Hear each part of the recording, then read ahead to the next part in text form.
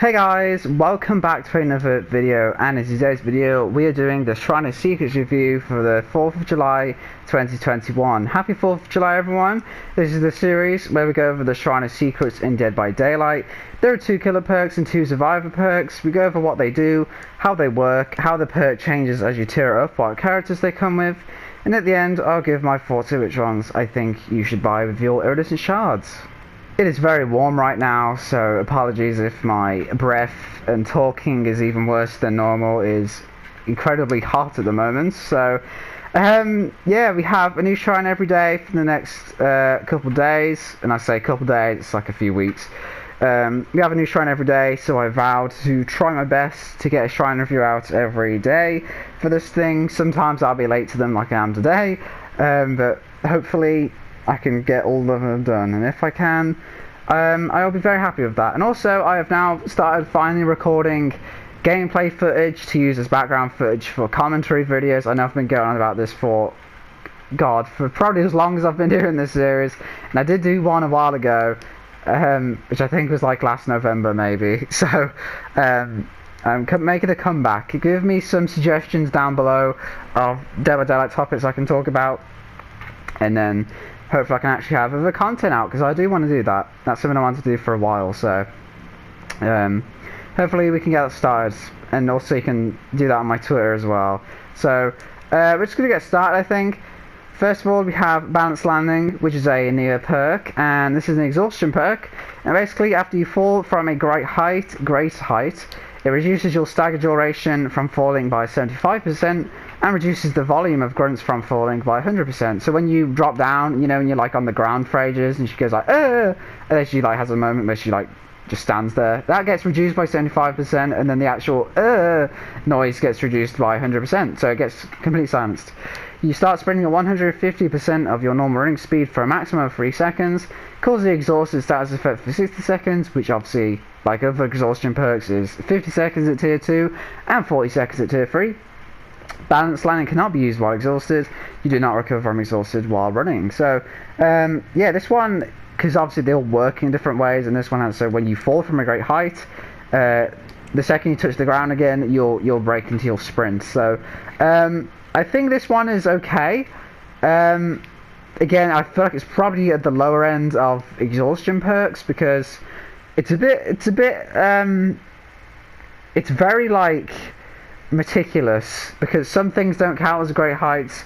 They're saying that I think basically every drop counts as heights. I just find this perk a bit glitchy sometimes.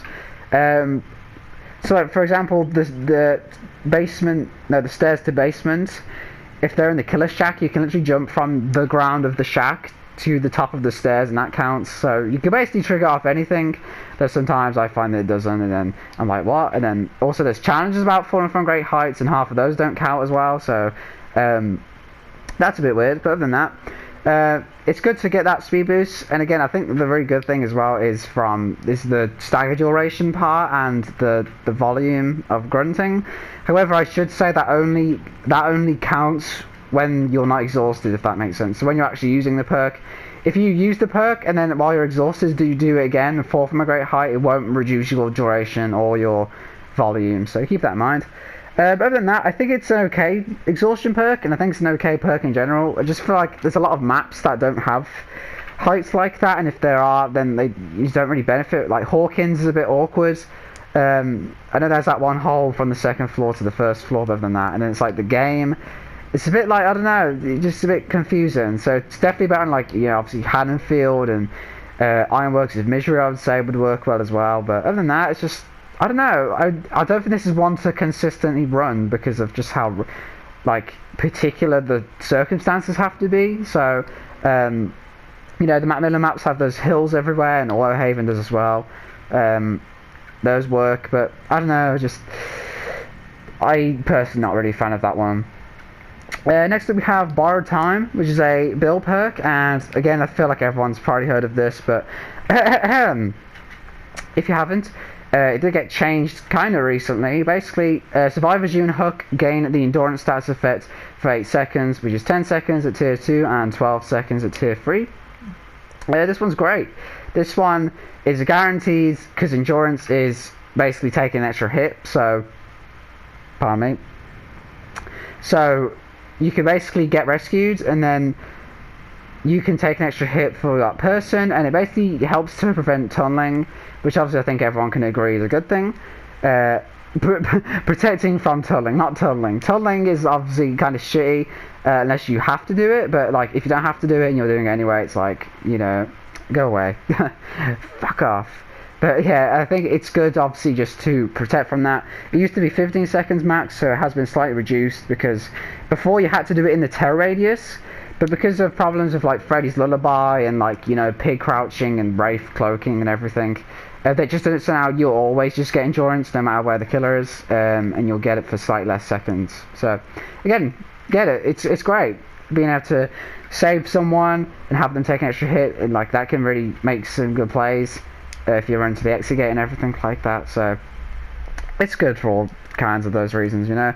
It's just a good perk. Again, I feel like I shouldn't be explaining it too much because I feel like everyone knows what that is, but you know.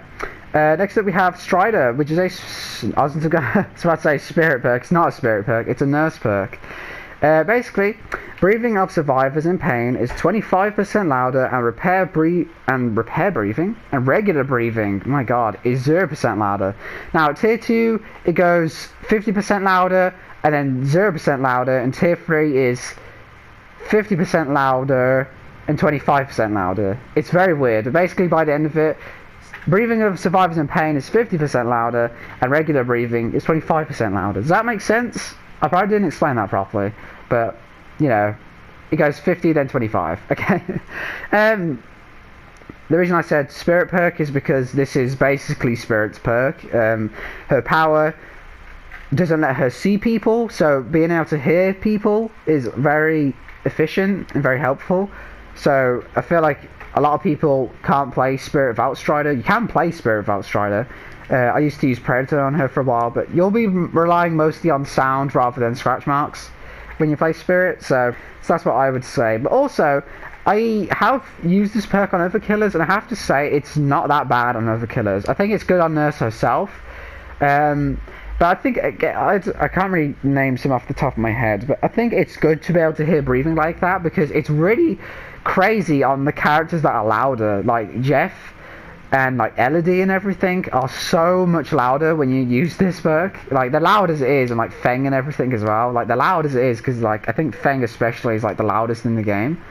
But god, even when they're hiding in a locker, it's like so loud, you can tell exactly where they are. So I think it's good in that sense. I feel it's good as stealth killers maybe, because they'll be trying like hide from you and stuff, and maybe if you've got like make your choice, because obviously people with that perk most of the time will just hide, so I think it's just good for that. Obviously again, Spirit, it's like, you know, that's mainly who you'll be using it with, but I think don't sleep on it with other killers. But I think as a perk, again, I have to say, after playing this game for so long, you definitely rely on sound a lot more than like scratch marks or like line of sight and things. You'll definitely just be more breathing and like footsteps, and like if they're slow vaulting something. So I think being able to hear breathing like that a bit louder, especially grunts of pain, is really good. It's really great. And finally we have Surveillance, which is a pig perk, and again I feel this one's a bit underrated. I really like this perk, and I feel like it doesn't get used enough. So basically, whenever a generator is regressing, it will be highlighted by a white aura. If the regression is interrupted on a generator, like as if someone goes to tap it or continue working on it, oh my god, it will be highlighted by a yellow aura for 8 seconds, which I think is 12 seconds at tier 2 and 16 seconds at tier 3. Correct me if I'm wrong, but I'm pretty sure that's right. And also noises created by generator repairs are audible an additional 8 meters. Now I think that part as well gets kind of slept on, because I think that's really helpful, because I'm not one of those people who goes right up to every single gen and go right up to them to see if someone's working on it. So sometimes I do miss out if someone is repairing on it and I just can't hear them because I didn't get close enough. I think at additional 8 meters you can definitely hear them and be like, oh shit, there is someone there. Or like, you know, if you've gone to check a gen and no one's there, and then you walk away and then you hear it again and it's like, oh, so they were hiding, there is someone here, you know. I think it's really good in that sense. And obviously the main part about the aura thing is really good. It's really good with Ruin, because the second they get off a gen, literally the second they get off it, it will start regressing, and then you'll know if someone goes back on it. However, I also like to combo this with Surge. I think this is very good with Surge as well. Again, I think a lot of not pop, but like perk regression. Oh my god, I can't talk. Gen regression perks are really good with this perk. Because again, it's in the name, Surveillance. You're keeping an eye on things. And again, I think on Pig herself, it's not bad. I think a lot of high mobility killers can benefit from this because they can just quickly get to a gen if someone's gone back on the gen. Make sure to keep an eye out for the yellow aura though, because I've done it a lot of times where I miss it, and so when I look at it, it generates red, and it's like, oh god, I don't know how long they've been on that gen for. So keep an eye out. Again, 60 seconds is quite a while. It can be kind of difficult to notice if you're in like a chase. But again, it's like, you know, I don't know how to say it. It's in the name, you know. It's very good at like keeping surveillance on gens. I'm gonna go for which ones I think you should buy, and like I said, with like all of these daily shrines now, you get 1,000 shards when you log in. If you've been going on for the past couple of days, which I know on last gen console has been tough because the frame rate and everything is still terrible. But some of us force ourselves through it, and you know, it pays off. So if you've got loads of shards saved up, then again you can kind of just, I wouldn't worry about it too much, and perks are cheaper as well, so I wouldn't worry about it too much. It's your choice, obviously. But I think Borrowed Time is an absolute must. If you don't have it already, I think you really need to get it. Balance, there are better exhaustion perks out there. I really wouldn't say Balance Landing is worth it. Strider, I would only say again, if you're like a dedicated spirit main and you don't have this perk yet, like you absolutely need that. It's so good. Even if you're veteran or like average, or if you're just getting started, Strider is good on spirit, like either way. So, you know, I don't think I'm terrible at spirit, and I still use this perk, and like, you know, it's so much difference. And also again, try it on different killers. Also, I will say that this counters Iron Will to a point, because Iron Will affects Grunts of Pain, and Strider affects the breathing of survivors in pain. So technically, if they have Iron Will, it can't really do anything against this, because Iron Will only silences the Grunts of Pain and not the breathing. So, you know, that's something to keep in mind. And Surveillance again, I think is pretty alright, but Pig also has Make Your Choice, which is a great perk as well. So again, it's really up to you. Borrowed Time is like the absolute must if you want to get one thing. But yeah, that would do it for this video, I think, guys. Leave some suggestions below about video ideas I can make, or you know, videos I can make. Like suggestions of things I can make videos on if they relate to DBD. You can tweet me at lbrabbing on Twitter, and you can tweet me some suggestions there if you want. So guys, that's gonna do it for me. I hope you enjoyed, and I'll see you in the next one.